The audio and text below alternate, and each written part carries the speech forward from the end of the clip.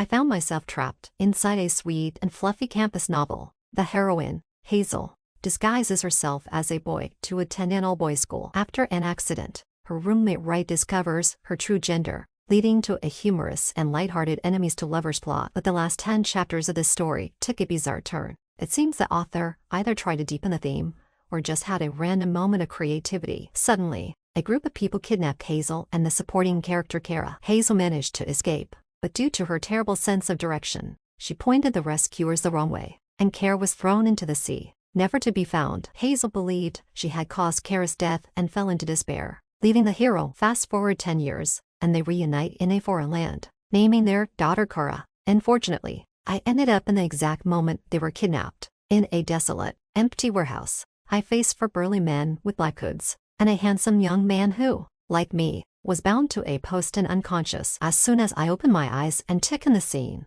a strange sense of familiarity washed over me. Wasn't this exactly like the kidnapping scene from the novel I read last night? Given that Hazel disguises herself as a boy, the handsome young man must be Hazel, which means I'm the supporting character Kara who's going to end up dead. Oh, great, boss, she's awake. Kara, someone's bought your life. The man called, boss, grabbed my hair, causing me to wince in pain. How much did they pay? The man seemed taken aback by my question, scrutinizing me with a cold, sinister gaze. Tell me. 100,000. 100,000. Just for me. With my looks and figure, you get more if you sold me to a high-end brothel. The 4 men across from me were momentarily stunned by my outburst. I raised my voice, raised the price. They have to pay more. I may die, but I have to die worth something. That's not quite what worth something means, said another man, with a hint of mockery. Mind your own business. Boss, I think she makes a good point. If we split the 100,000 among the 4 of us, we each get. He pulled out his phone, looking like he was calculating. 25,000. I answered promptly, thanks, the burly man said, nodding at me appreciatively. The boss continued to eye me with that scrutinizing gaze. I decided to stir things up further. Do you know who I'm next to? This is Nellie's son's fiancé. The one from the Nellie family that sells shampoos, conditioners, and anti-hair loss treatments nationwide. Bet he's a man, the slightly naive kidnapper remarked. I gave a knowing smile. Rich people have all sorts of quirks. According to you, we should let her go to avoid offending the Nellie family. After all, they only bought your life. Wait, does the boss actually have some sort of professional ethics? Could it be that Hazel managed to escape because they let her go on purpose? You guys don't make much money in this line of work, do you? I asked sympathetically. We're caught in a cycle, one of them replied. Exactly. First, you kidnap me, then you demand ransom from my family. Once you get the money, you tear up the ransom note, then you use my death to blackmail your employer, extracting as much money as you can. When he runs out, you sell the information about my case back to my family, making another profit. It's a steady stream of income. The 3 men grabbed plastic chairs, sitting in front of me with looks of admiration. Kara knows a lot, the boss said. It's just family education, nothing special. The Francis family is a top-tier aristocracy. Kara must be joking, the boss said with a hint of sarcasm. I spoke gravely. Capitalists are the ones who are truly dirty. The 3 men on the plastic chairs looked enlightened. I continued, you know the Francis family is top tier, so why only charge the other side 100,000? You're not underestimating the Francis family. You're underestimating me. The boss suddenly laughed. Kara, you're different from what I expected, but you're exactly like the kidnappers in my book, I said sincerely. He laughed again. The boss didn't ask the employer for more money or kill me. They left, leaving Hazel and me in the warehouse. Not long after they left, Hazel woke up. I have to say, Hazel really knows how to pick her moment. Her voice trembled with fear. Kara, are we being kidnapped? No, we're following the plot. Hazel choked up. What do you mean, following the plot? I mean, you're the heroine, Wright is the hero. You're destined to be kidnapped and saved by him. Your feelings will quickly escalate, leading to a happy ending. And finally, you'll have a pair of genius twins. Hazel looked at me with an expression that seemed to say, is this girl out of her mind? She remained silent for a moment and said, there's no such thing as destiny. Really, I'm just trying to explain the plot, and she doesn't believe me. Hazel's eyes suddenly lit up. Kara, there's a piece of glass stuck in the upper left corner of the post next to you. If you can kick it out, we can use the shards to cut through the tape. What if they come back? We won't be able to escape. She spoke urgently, and I turned to look closely at her. Wasn't she just awake? How does she know there's more than one kidnapper? In the novel, Hazel's features aren't particularly refined, but she has a comfortable and harmonious look, far more spirited than the arrogant and beautiful supporting character. Indeed, her short hair gave her a youthful, androgynous appearance, with her tear-filled eyes and delicate, innocent look. Interesting. Sorry, Kara, this is difficult for you, but I heard from Wright that you've studied dance for many years, so you might be able to. Sorry, it's all my fault. No, it's not difficult at all. I don't have a dance background, but the original Kara had 10 years of classical dance training. It's not hard to kick the glass out with microstring. Thanks, Kara. We will definitely get out of here, Hazel said, looking at me with hope. I can do it. Didn't you see I'm wearing a skirt? It will expose me, I said seriously. Hazel cracked up. You know perfectly well I'm a girl and I can close my eyes. Her voice was grated with frustration. Hazel softened her tone. Kara, this is our only chance to escape. If they come back, we won't be able to get away. I gave her a half smile. Strictly speaking, the Kara in the book isn't a bad person, but I am. I won't do it. To avoid the heroine escaping, and then pointing the rescuers in the wrong direction. Let's keep her with the heroine Halo and stay with me. Hazel persisted in convincing me. I simply closed my eyes and recalled the novel's plot. In the last 10 chapters, the supporting character dies, the heroine goes abroad, and the hero takes over the family business early. Then, it jumps straight to the reunion of the leads 10 years later. During those 10 years, the truth about the kidnapping and the leads' lives were mentioned. Hazel and I were tied up in the same place. According to the original plot, since Hazel couldn't escape, it means the boss and his men left. They never intended to kill anyone. At least not Hazel. If Hazel needs Kara's help to kick the glass to escape, it means either she successfully escaped first and didn't want to help Kara, or someone else arrived midway and she couldn't assist. Not wanting to help doesn't make sense if she leaves Kara behind and points rescuers in the wrong direction. It doesn't guarantee Kara's death unless she knows someone will come to kill Kara and is buying time for them, eventually hiding the truth from the police. The answer is clearly the obsessive second male lead, Kevin Bennett, would willingly kill for the heroine. Kevin Bennett is a boy adopted by the Bennett family, and Hazel took on his identity at St. Anne's. After discovering Hazel's true gender, Kara threatened to expose her identity many times, and Kevin Bennett wouldn't want this ticking time bomb near his sister. Of course, he'd throw her into the sea. I sighed deeply. It wasn't even that challenging to figure out. Soon enough, my guess was confirmed. Help us.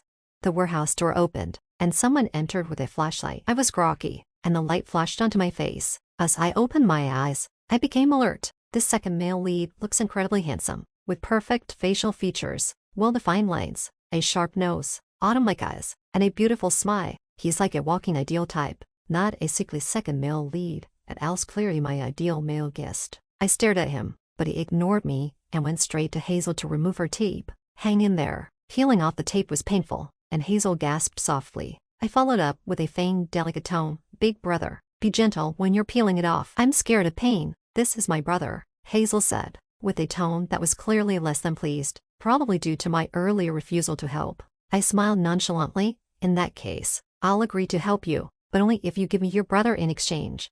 This isn't the same thing at all.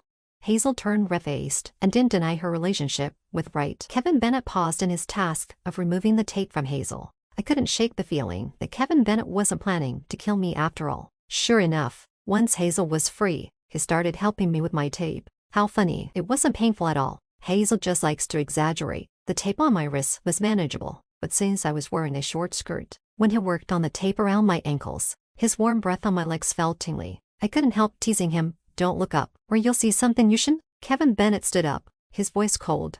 Then do it yourself. You're upset because I didn't let you look, I asked, feigning surprise. Fine, then look. Hazel gave me another "is this girl out of her mind" look. Let's go. Kevin Bennett clearly wasn't going to help me anymore, and led Hazel towards the door. I bent down, easily unwrapping the tape. Hey, wait for me. After being tied up for so long, my limbs were numb, and I couldn't move fast. It would be great if a car could come by in this deserted area.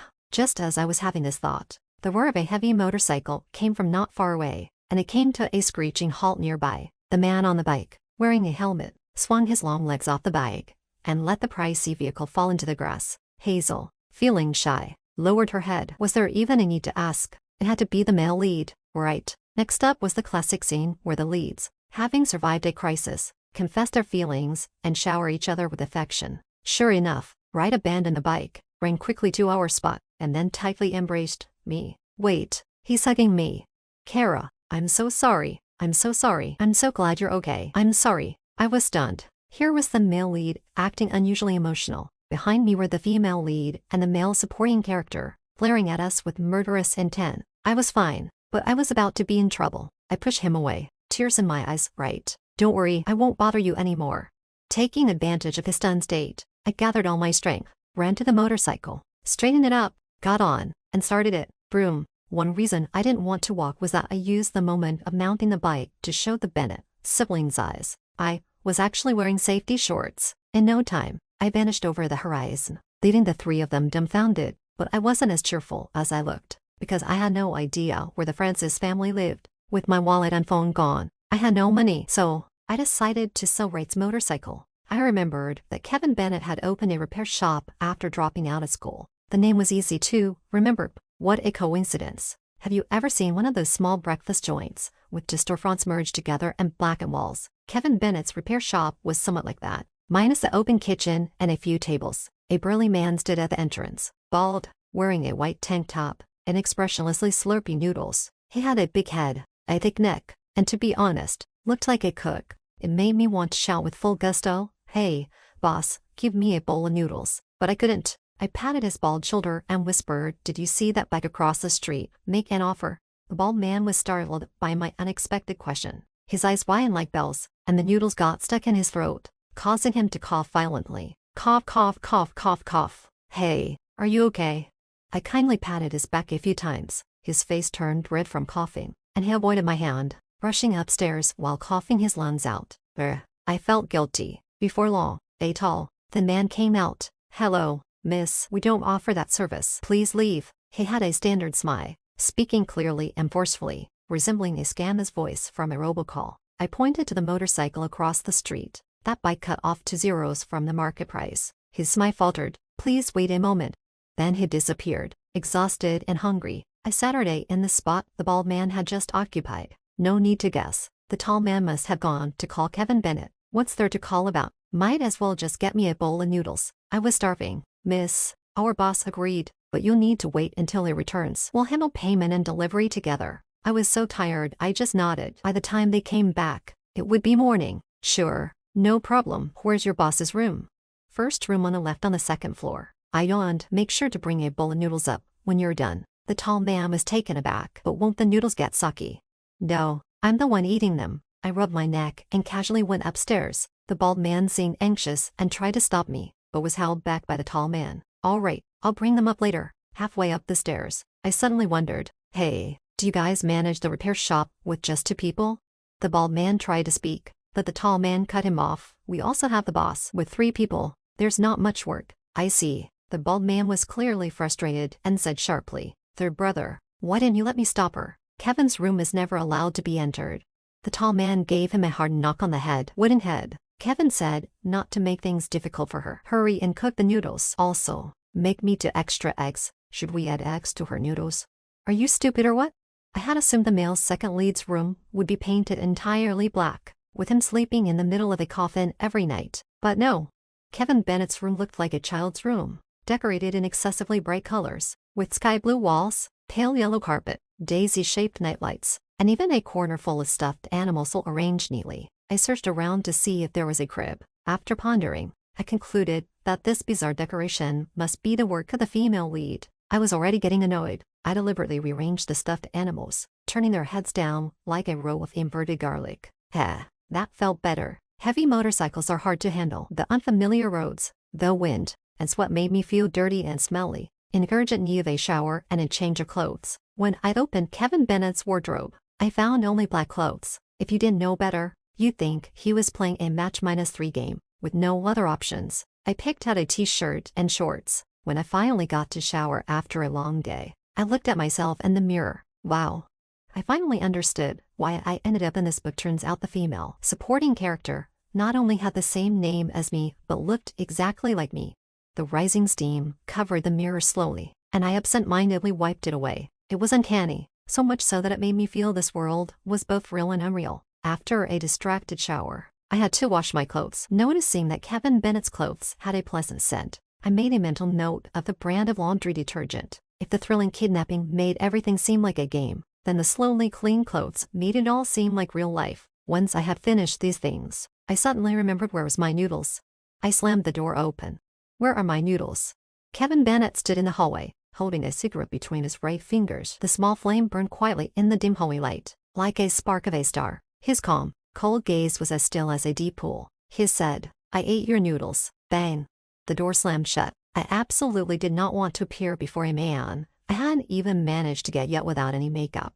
See those two mountains that were moved by the old man? Those are my fairy accessories. Unfortunately, this was Kevin Bennett's room, and he was obviously a single straight man. 10 minutes later, still barefaced, dressed in an ill-fitting t-shirt and shorts, and sporting a messy bun, I stepped out of the room, because Kevin Bennett said, "I'll compensate you with dinner. There's a barbecue stall across the street. Anything you don't eat." Yes, I don't eat anything without meat. The outdoor barbecue stall had a small table, meaning, if I leaned in a little, my knee could touch Kevin Bennett's thigh. But it's hard to create any romantic atmosphere while eating skewers. I brushed against his thigh, and he gave me a "I understand" look before turning to the vendor and saying, "2 more bottles of beer." Fine. If it's not going to happen, it's not going to happen. At least I still had beef skewers, lamb skewers, tendon skewers, chicken skin, and, damn it, no chicken heart. Kevin Bennett had eaten the last one. "Boss, give me 10 more chicken hearts."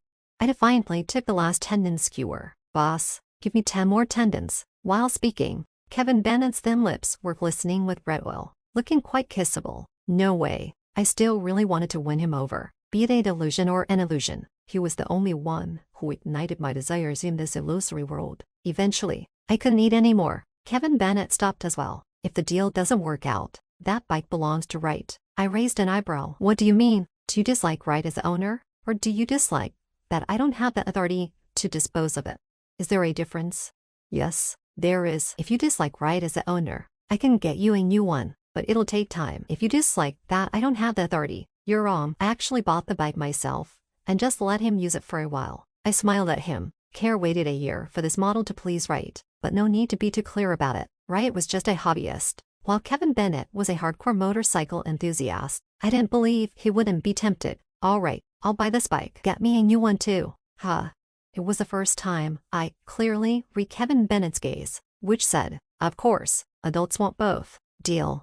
Waiting for a model could take a year or more, but if you wait long enough, you might find love. I added, "But you have to drive me home tomorrow. I'm not good with directions." Kevin Bennett nodded. "Sure, TSK. You really do know where the Francis family lives." Similarly, tonight, being homeless, if I had the female lead's halo, I would be staying in Kevin Bennett's room, alone with him, counting up, but I had the female supporting character's halo, so I had to settle for a budget hotel at $130 a night. Good night, Matsabaka. Before I fell asleep, I wondered if I'd still be here when I woke up tomorrow. Turns out, I was. Just after waking up, I was already thinking about the noodles I didn't get to eat last night. After packing up and checking out, I ran back to the repair shop. "Is anyone here? Can someone make me a bowl of noodles?" The place was empty. I called out while climbing the stairs. On the second floor, among the rooms, Kevin Bennett's door was slightly ajar, and I could faintly hear the sound of running water. I boldly pushed the door open and sat her down, waiting for Kevin Bennett to finish his shower. Waiting for what? Of course, to see his six-pack, abs, and V-line. The sound of water in the bathroom continued for a long time. I looked around the room out of boredom, noticing that the colors during the day seemed even brighter. The sheets I had briefly lain on last night seemed to have been changed, proving that Kevin Bennett had quite a cleanliness obsession. He had noticed the mischievous arrangement of the stuffed animals. The stuffed animals remained in their upside-down positions, both tragic and amusing. While I was secretly amused, the sound of water stopped. Kevin Bennett stepped out, looking sharp and fresh, carrying a basin of freshly washed bed linens. If I had a protagonist halo, the story wouldn't have ended like this. Do you remember me saying that the last 10 chapters of this novel were a mess? The Bennetts died young before the heroine met the hero. Kevin Bennett acted as her guardian angel, giving up his place in school for her and choosing to drop out. After the heroine fell in love with the hero, he started to darken, even locking her in a small dark room. Just when she finally escaped, she and Carol were kidnapped by bandits. 10 years later, the hero and heroine reconcile, but there's no mention of the fate of the male supporting character. He's like a shadow meticulously sketched by the author, hidden away in places devoid of light. But what did I see Kevin Bennett as? He was dressed in black, standing in the sunlight. He shook out the freshly washed bed linens, spread them out, and hung them up to dry. filling the room with the scent of sunshine. He turned to me and said, "They've gone out. I'll make you some noodles in a bit." I found it hard to connect this Kevin Bennett to the shadowy figure from the book. Did he really kill Kara?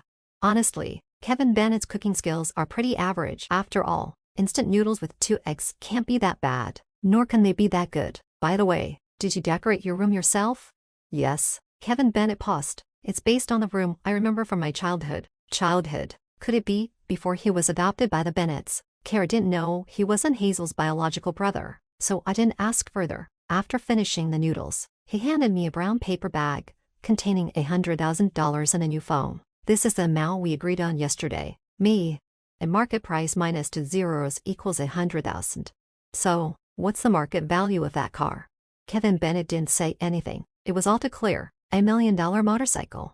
I clutched my chest. Kara could never afford that price. It must have been prepared by her cheap father. Kara wasn't a one-dimensional villainess. Her pursuit of right wasn't just out of simple affection. The Francis family had assets comparable to the Nellys. But Kara, as a young lady, was an afterthought. She was the illegitimate daughter of the heroine's mother's ex-husband. Ernest Francis gave her his surname as an extra bargaining chip for future marriage prospects, when several ladies mocked her status in the garden. 14-year-old Kara hid in the rose bushes and cried softly, and it was Wright who found her. He took her hand and carefully avoided the thorns. Wright accompanied her into the banquet hall, and her stepfather said meaningfully to Wright, "Seems like the kids get along well." At 14, she vaguely understood that she was always being put on the market, and Wright was the only one who could help her fetch a high price. Everyone in the circle knew Kara had been clinging to Wright since her teenage years. The marriage between their families seemed almost certain until Hazel appeared. Wright began to clearly reject the engagement, and Kara started trying to force Hazel out. Rather than saying Kara was desperately holding on to Wright, it was more accurate to say she was clutching at her last hope. If Wright didn't want her, who knew who Ernest Francis would try to win over using her? The arrogant and vicious Francis young lady. Kara, with her stunning beauty, was still that little girl hiding in the rose bushes, never truly rescued. "Kevin Bennett, I wanted to ask, if we had no interactions before yesterday, would you have ruthlessly killed me or Kara? What's wrong?"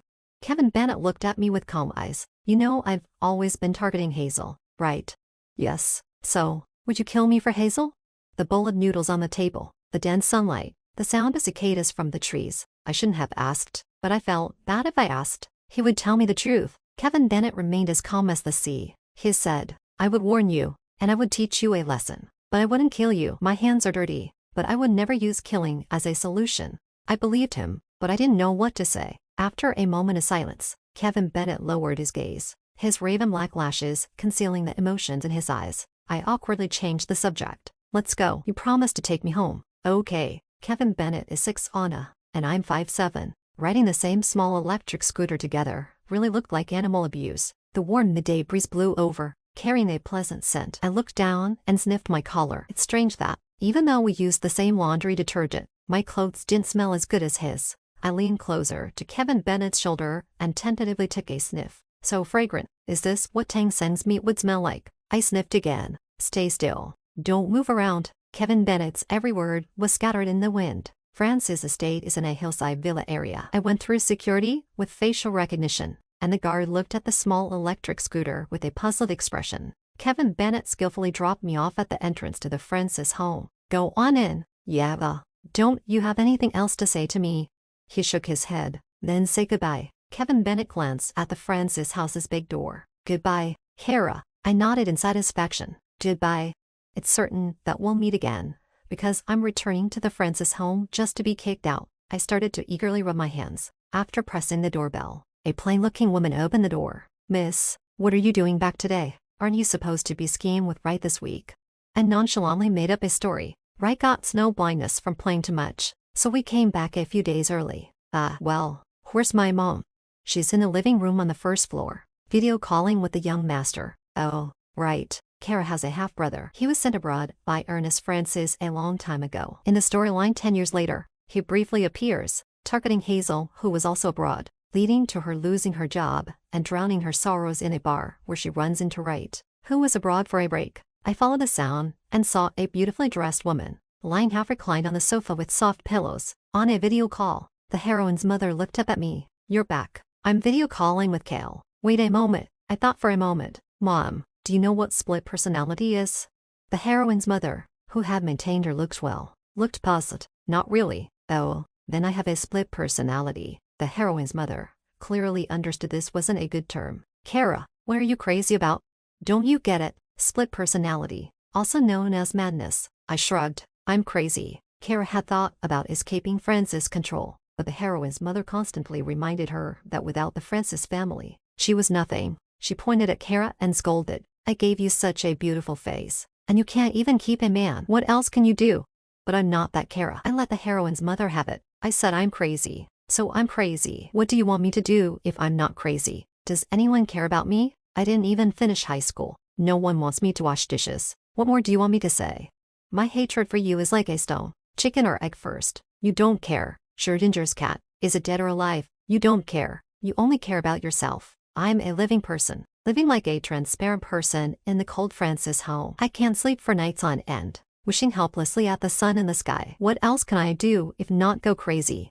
The heroine's mother's mouth opened and closed, but it was the moon in the sky at night. I watched as she fell powerless in the face of my outburst, her face growing more and more awkward, her anger rendering her speechless. She stared at me with wide eyes, her mouth moving silently, resembling a ba-ba. PG. The young woman who had helped me open the door had her head so low I wondered if she was looking for a seam on the floor. Working people have it tough. Before the heroine's mother could organize her thoughts, I quickly turned and headed for the stairs. Get a cup of tea and put it in my room. Sure, miss. I could tell she sighed in relief. Following her, I found Kara's room. Piano, oil paintings, Doujin, chess, fencing. The room was full of these items. It didn't feel like a living space. Kara had organized everything neatly. Soon, I found all her identification documents. With the documents and $100,000, it didn't matter where I went. Just as I was happily planning my future, there was a sudden knock on the door. Come in. The angry heroine's mother handed me the phone. Your dad is looking for you. The first short words carried a sense of threat, intimidation, and hints of many meanings. Hello, I answered the phone casually. Wright just called me. Have you been intentionally ignoring him lately? Your methods are good, but don't overdo it. Since he's softening up with me, you should take that initiative. Ernest Francis' voice sounded like a smiling tiger, and I instantly felt a sense of enlightenment. It's Wright who's too materialistic. You wouldn't believe it. I asked him what he wanted for graduation, and he asked me for the motorcycle from last time, saying it's lonely in the garage. Is that something a person would say? Can we really keep indulging him like this? I could clearly sense Ernest Francis on the other end of the phone going silent for a few seconds. Nellie's family only has one son. You have to give to get. The money will be transferred to your account. You need to personally order something meaningful. Got it. Kevin Bennett, meeting a little clever person like me. You really did good in your past life. Ernest Francis continued to give me a few tips on how to please Wright before ending the call. Did you remember what your dad said? Instead of being so mysterious, why not think about how to get right? It's embarrassing to be beaten to the punch by a little girl who's neither male nor female. I'm really embarrassed for you. My dad died a long time ago. What's the point of remembering Ernest Francis' words? Learn how to be a pimp from him. If you want to embarrass me, go ahead. If you're eager to embarrass me, can I stop you? Kara, you. The heroine's mother started shaking again. I grabbed the box I had just packed and strode down the stairs. Kevin Bennett certainly didn't expect that my farewell was meant for catching lunch together, but a surprise guest arrived at the repair shop. Kara, you're really here? This was my first time seeing Wright without his helmet. His sword-like eyebrows and bright eyes, making him look like a sunshine boy raised in a honey jar. He didn't hold me tight this time. Instead, he ran over, looked around me left and right, his eyes bloodshot, saying, I'm so glad you're okay. I'm so glad. My suspicions were growing clear in my mind. I asked, Wright, do you know something? He stared at me for a long time, his voice hoarse. I had a dream. In the dream, you died, rather than a dream. It was more like Wright's perspective of the 10 years after Kara's death. The girl who had grown up with him was suddenly gone. The police said it was suicide, but Wright didn't believe it. It was Kara. How could she have committed suicide? Hazel was crying and kept apologizing. Wright felt a metallic taste in his throat and couldn't speak. What could he say? If you had pointed to the wrong place, maybe Kara wouldn't have died. If she had committed suicide, was it because I had pushed her too hard lately? He had hoped that someday Kara would meet someone she truly loved and understand his desire to be with Hazel. He knew Kara had a bad relationship with Ernest Francis. When she got married, he would act as her family and personally hand her over to the one who loved her. But how could Kara be gone? Kara's death loomed between him and Hazel. They grew increasingly silent, and when Hazel went abroad, he continued investigating the kidnapping case. Eventually, I found something on Kevin Bennett. Right glance at Kevin Bennett, who was sitting in the shop, fiddling with a small part, and not paying attention to them. He targeted the Francis family after making a name for himself in business. At first, I was puzzled until one evening at a party, he brought up the old Land King case. I noticed the reaction of the female lead's father was very strange. I murmured, "The Land King case." "Yes, the Land King case that shocked Washington 20 years ago." Back then, the Francis family announced a financial collapse, and Ernest Francis transferred an old city redevelopment project in the core area to Sam Smollett, Kara's biological father. A few years later, the project turned into an unprecedented eyesore, and Sam Smollett and his backers lost everything, resulting in their suicides. One was Sam Smollett, and the other was Kevin Bennett's biological father. The Bennett family was formerly employees of Kevin Bennett's father. He had known what had happened since he was a child. I suspected he was targeting the Francis family to get revenge on you, but I couldn't find solid evidence. So, after the Francis family collapsed, I started going against Kevin Bennett, and we clashed for several more years. Later, he suddenly left Washington. I thought I'd never know the truth until Hazel told me what really happened that day. After the Land King case, a huge sum of money from the Francis family flowed into an overseas account. Kevin Bennett suspected it was from our Nellie family, which is why he kept blocking Hazel and me from being together. He kidnapped you to threaten Ernest Francis, just to obtain the name on that account. I thought of Ernest Francis and Coley smiled. Of course, he'd refuse. Wright pursed his lips. After all these years, he knew how awkward Kara's situation was with the Francis family. Yes, Ernest Francis hung up the phone and told Kevin Bennett, "If you want to kill, just kill." The voice was on speaker, and Kara heard those words clearly. Kevin Bennett stared at the phone, suddenly feeling it was ridiculous. He untied the tape from Kara. "You should go." But after he left, Kara jumped into the sea. At this point, Wright seemed lost in thought for a long time. "Kara, promise me, no matter what, don't do anything foolish. Ernest Francis is just an idiot. If you're really kidnapped, call me. We'll pay any ransom." "There, forget that. Kara will definitely be safe and live a long life."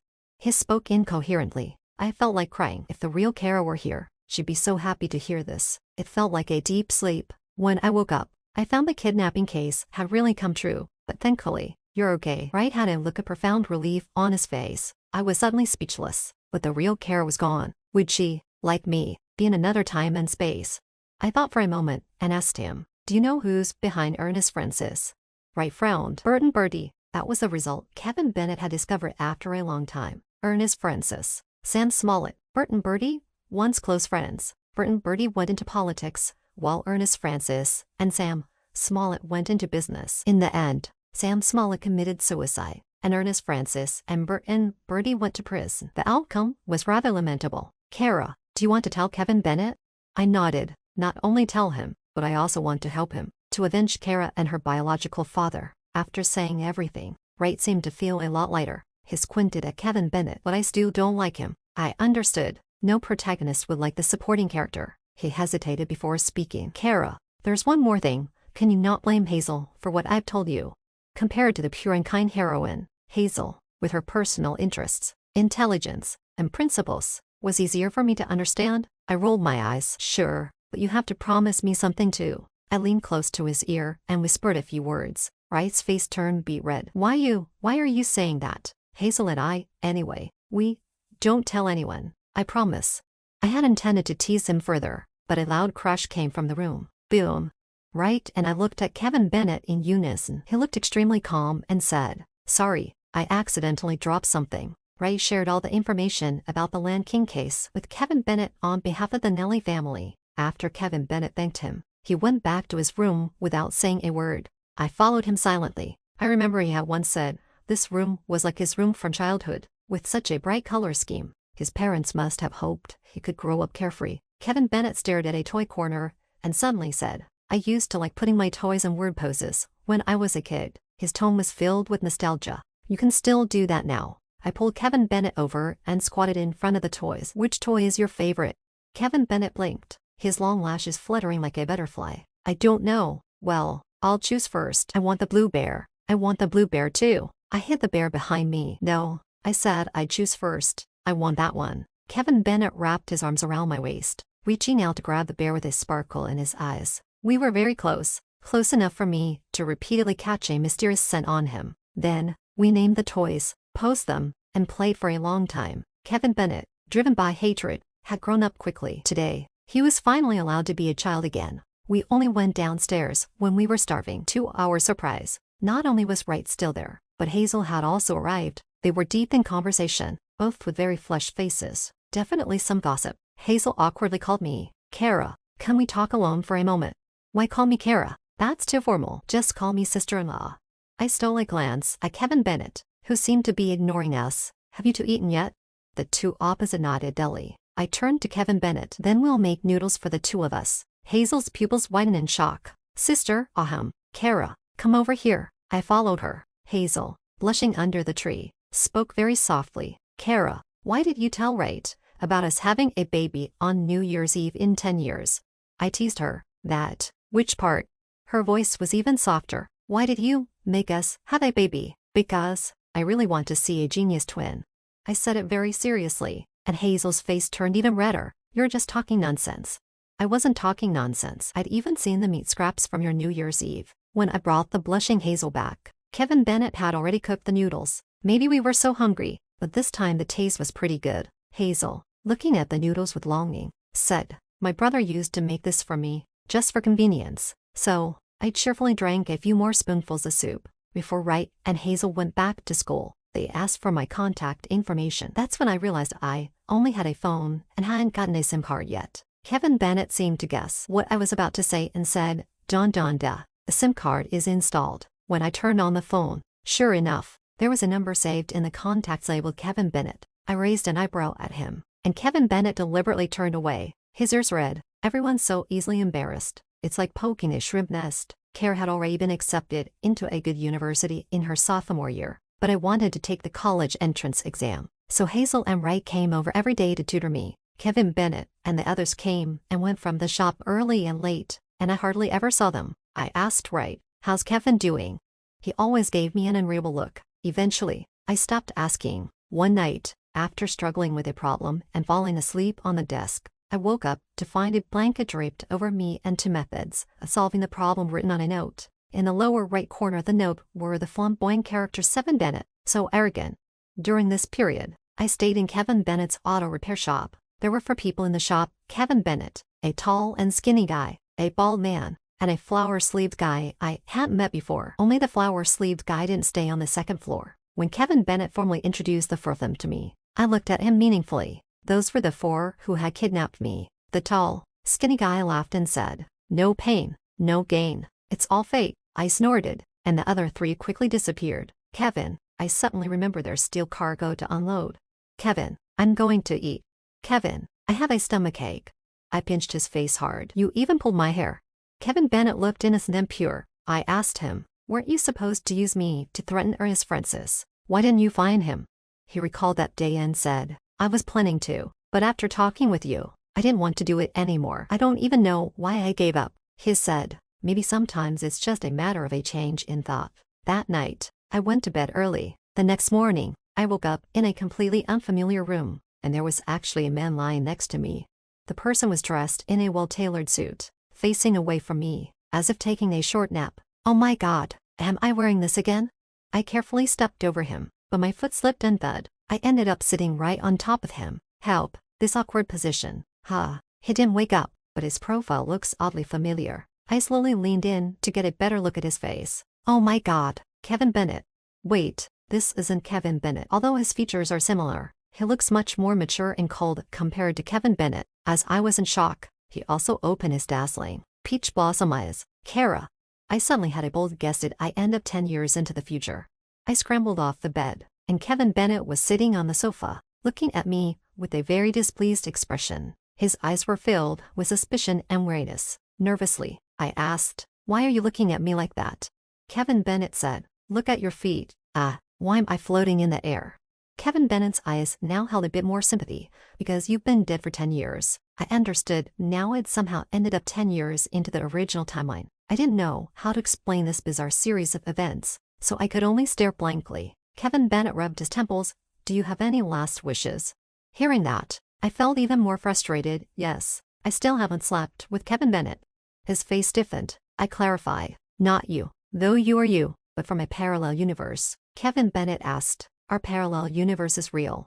Yes, In that universe, I didn't die. You'll get your revenge soon, and Hazel and Wright are doing fine. Sounds good, he said with a faint smile. He continued, Kara, I'm sorry, I'm not apologizing to you, but to the Kara from the parallel universe. If she hadn't been dragged into my mess, she could have been as happy as the Kara from another universe. If I could start over, I would never have done this, he said softly. I tried to comfort him. Maybe Kara ended up in a universe that's better suited for her. Your body, Kevin Bennett interrupted me. I looked down suspiciously, and my body seemed to be becoming more and more transparent. I screamed and woke up from the dream. Kevin Bennett rushed over from the next room when he heard the commotion. What's wrong? It's nothing, just a nightmare. Kevin Bennett gently patted my back. Don't be scared. Don't be scared. I held him tightly. His scent reassured me. This is the best timeline. The best Kevin Bennett. Soon after, my college entrance exams ended. My mother had called me several times. Every time she was sarcastic. So I hung up. Eventually, she started talking to me properly. Kevin Bennett told me the day before that Francis' family was in trouble. She excitedly told me that Ernest Francis had gone crazy and wanted to divorce her, sending her to kill and giving her a lot of money. She told me to treat her better, or she wouldn't leave me a penny. Does the heroine's mother have a motherly heart? She loves only herself and money. She spent her life being a parasite and probably doesn't really understand how to be good to her own daughter. After Bert and Bertie's downfall, many people were implicated, and Ernest Francis was deeply involved. But I didn't expect him to want to see me, or rather, Kara. This was our first meeting, in a prison. He looked dejected, his hair gray, unable to accept losing everything overnight. His voice was far from calm compared to a year ago. His eyes full of bitterness. All these years, seeing you always reminds me of Sam Smollett. I shrugged indifferently. Father and daughter, of course you look alike. He laughed. When I was young, he always had the upper hand, but he was a short-lived man. Every time I saw your fearful and ingratiating look, it felt so satisfying. He's dead, and his child is no better. I was wrong about you. You're quite capable, managing to get someone else to fight your battles. I coldly retorted, a lifetime of scheming, and in the end, your life ends in prison. Seeing you like this, I also find it satisfying. Ernest Francis laughed heartily, his laughter hoarse and intense. It seemed as if his laughter had drained him of all energy. Do you think you'll be worry-free for the rest of your life? That kid is shrewd and ruthless. How could your fate be any better? At your age, still indulging in mental victories, you might as well learn something useful while printing exam papers, instead of being a daydreamer. I turned to leave. From behind, Ernest Francis said his last words. Your mom is used to a good life, so be nice to her. I didn't even bother to turn around. The single, wealthy woman is quite happy now. On the day of the score release, Kevin Bennett told me he had also taken the college entrance exam. He waited until today to tell me to give me a surprise. It was indeed a big surprise. His exam score, amidst his business battles and whistleblowing, was only 5 points lower than mine. Hazel took my hand, tears welling up. The difference between people seems even bigger than between people and dogs. I've been hit hard by him for 18 years. 18 years. The four of us were eating skewers and drinking at a barbecue stall. A tipsy Wright put on a pose like a family member. Kara, tell me, what do you see in Kevin? The skewers on the table were piled up like a small mountain. I mumbled, because he saved all the beef skewers, lamb skewers, tendon skewers, chicken skin, and even the treasure chest for me. Wright slammed the table. That's because he couldn't eat any more. No, it's because he specifically saved them for me.